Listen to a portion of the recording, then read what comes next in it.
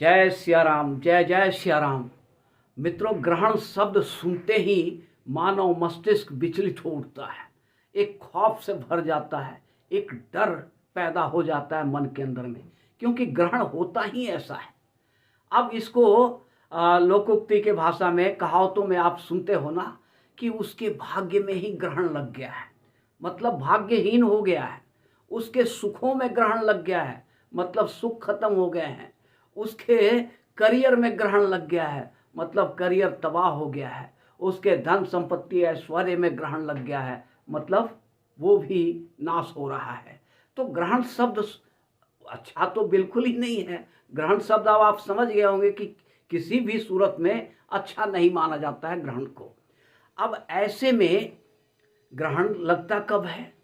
तो सूर्य ग्रहण जब भी लगेगा तो अमावस्या को, और चंद्र ग्रहण जब भी लगेगा तो पूर्णिमा में। अब अमावस्या और पूर्णिमा ये तो आप समझ गए, सूर्य ग्रहण और चंद्र ग्रहण। अब इस बार जो पूर्णिमा लगने जा रही है वो 2 मार्च को 5:18 शाम को 5:18 से लेकर के, सोमवार को 2 मार्च को शाम को 5:18 से लेकर के मंगलवार को 4:33 तक ये पूर्णिमा लगेगा। और ये होलिका दहन के दिन 3 मार्च 2026 को ग्रहण लगेगा। और ग्रहण की टाइमिंग क्या होगी? दोपहर को 3:19 से लेकर के शाम को 6:47 तक ये पूरा ग्रहण काल है। और इसमें जो स्पर्श काल है 5:23 पर, स्पर्श काल 5:23 पर है, और मोक्ष काल जो है वो 6:47 पर हो जाएगा। अब जो ये भारत में ये ग्रहण कहाँ कहाँ दिखेगा? तो सबसे पहली बात है, सूर्य ग्रहण जैसे भारत में दिखाई नहीं पड़ा था तो कोई सूतक उतक मानने की जरूरत नहीं थी। लेकिन ये चंद्र ग्रहण भारत भर में दिखेगा, भारत में दिखेगा। और साथ में south America, north America, Antarctica, Atlantic, Asia महाद्वीप, ऑस्ट्रेलिया, हर जगह ये ग्रहण विजिबल है, दिखेगा। तो भारत में जो ग्रहण का समय होगा वो दिखने का 5:59 से लेकर के 6:47 तक ये ग्रहण काल है भारत में। 5:59 से 6:47 तक मात्र 48 मिनट का ग्रहण काल भारत में दिखेगा। अब जब ये ग्रहण है तो इसका सूतक कितने बजे से लगेगा? तो सूतक जब भी लगता है 9 घंटे पहले से लग जाता है। अब 5:59 से जब ग्रहण शुरू हो रहा है तो निश्चित रूप से सूतक काल जो होगा वो 8:59 से शुरू हो जाएगा। 8:59 मतलब 9 बजे के पहले आपको खाना पीना खा करके पूरी तरह से तैयार हो जाना है। कोई भी उसके बाद जब सूतक शुरू हो जाएगा तो खाना पीना नहीं करना चाहिए। किसी मंदिर का पूजा पाठ, घर में भी मंदिर है उसका भी पट नहीं खोलना चाहिए। कोई भी मूर्ति के सामने बैठकर पूजा पाठ नहीं करना चाहिए। अकेले घर में बैठ करके जितना पूजा कर सकते हो, जितना मंत्र जाप कर सकते हो, अपने इष्ट का ही मंत्र जाप करो। जो भी आपके इष्ट हैं उसका मंत्र जाप करो, उसका नाम जाप करो, तो निश्चित रूप से आपका कल्याण होगा। अब ये जो स्थिति है कि ये ग्रहण किसके लिए अच्छा है और किसके लिए बुरा है, किन राशियों के लिए अच्छा है, किन राशियों के लिए बुरा है। तो मित्रों, इस आगे बढ़ने से पहले आपसे एक विनम्र प्रार्थना है कि अगर आपकी इच्छा हो, मर्जी हो, तो इस वीडियो को एक लाइक जरूर कर दें, चैनल को सब्सक्राइब करें और कमेंट में जाकर जय सिया राम जरूर लिखें। इससे क्या होगा कि आपके ग्रहण जनित जो कष्ट हैं वो कम हो जाएंगे, निश्चित रूप से कम होंगे। अब आइए मित्रों आगे बढ़ते हैं। ये ग्रहण जो है तमाम लोगों के लिए अच्छा नहीं है। इसमें क्या होगा? आक्रोश बढ़ेगा, गुस्सा बढ़ेगा, राज्य सत्ता के खिलाफ लोगों में आक्रोश भड़केगा, हिंसा भड़केगा। ये सब चीज़ें इस ग्रहण के बाद से देखने को मिलेगी। तो ये ग्रहण किसी भी तरह अच्छा नहीं है। लेकिन मित्रों, ये 4 राशियों के लिए ये ग्रहण बहुत ही अच्छा है, शुभद है, सुखद है, सुप्रद है। ये 4 राशियां कौन कौन सी है?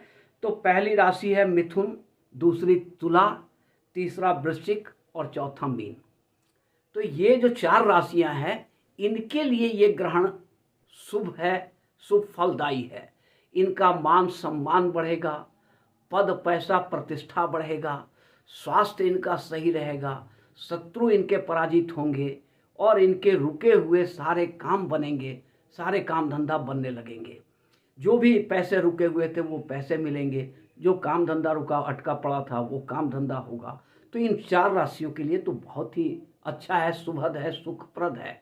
लेकिन इनको भी सूतक का उतना ही पालन करना चाहिए जितना बाकी लोग सभी लोग कर रहे हैं। अब बाकी की जो 8 राशियां हैं इनके लिए बहुत अच्छा तो नहीं है।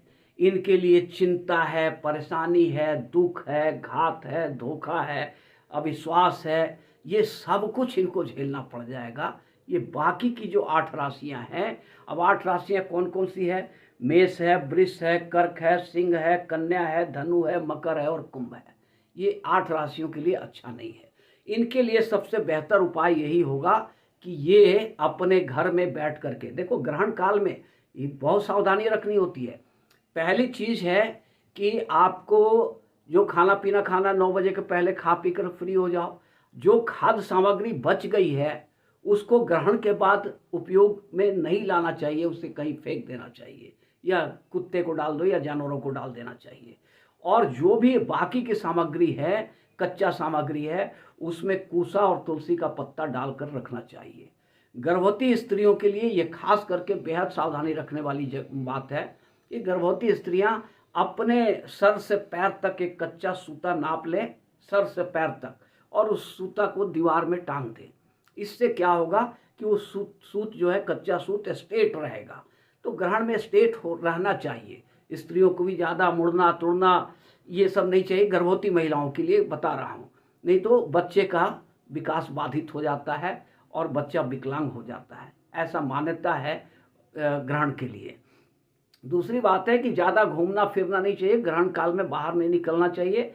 अपने कमरे में बैठ करके, और किसी अपने घर के मंदिर में भी नहीं बैठना है, अपने कमरे में बैठ करके जिस भी इष्ट को आप मानते हो, ये जरूरी नहीं किसी पर्टिकुलर इष्ट की सेवा करनी है या जाप करना है, ऐसा नहीं है।